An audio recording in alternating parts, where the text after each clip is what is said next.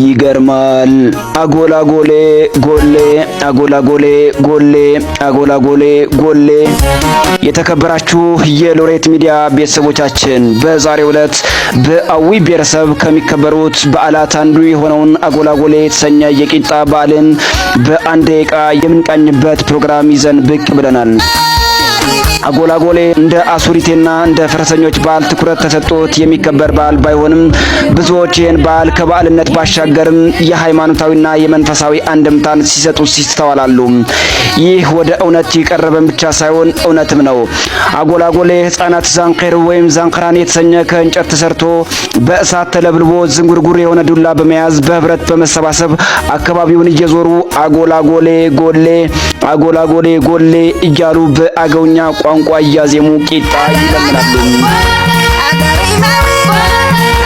ዝንጉርጉር ዱላ የሚይዙበት ምክንያትም ከሃይማኖታዊ አስተምሮ የተገኘ ሲሆን በኦርቶዶክስ እምነት ተከታዮች ዘንድ በዕለተ ዓርብ ክርስቶስ 6666 ጊዜ ሲገረፍ ጀርባው የቆሰለበትን የሚያስታውስ ሲሆን ቂጣውም በዕለተ ሐሙስ ኢየሱስ ክርስቶስ ሐዋርያቱን አሰባስቦ እንኩ ይህ ስለኔ በዕለተ ዓርብ በመስቀል ላይ የሚፈስ ደሜ ነው እንዲሁም የሚቆረሰው ስጋዬ ነው ብሎ የሰጠውን የሚያስታውስ ሲሆን በዱላ ደጁን የመምታት ደግሞ አጋንንት ድል የሆኑበት ብስራት እንደሆነ የአካባቢው ነዋሪዎች እንዲሁም አንዳንድ መረጃዎችን የጠየቅናቸው ታሪክ አዋቂዎች ይናገራሉ።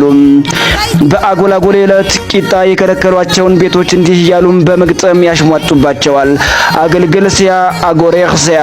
ይሄም ከአገውኛ ቋንቋ ሲተረጎም የአገልግል ልብስ አቧራን ለብሷል የሚል ይሆናል። በመጨረሻም በዜማ እስከ እኩለ ሌሊት ቂጣ ሲለምኑ አምሽተው እጣ በወጣበት ቤት አድረው በማግስቱም ቄጤማ አድርገው ላደሩበት ቤት እንጨት ወይም ውሃ ቀድተው ተመርቀው ቂጣውን ተካፍለው ለዓመቱ ያድርሰን ተባብለው ይለያያሉ። መረጃው ለሁሎችም ይዳረስ ዘንድ ፎሎ፣ ላይክ፣ ሼር፣ ሪፖስት በማድረግ ትብብራችሁን እንጠይቃለን።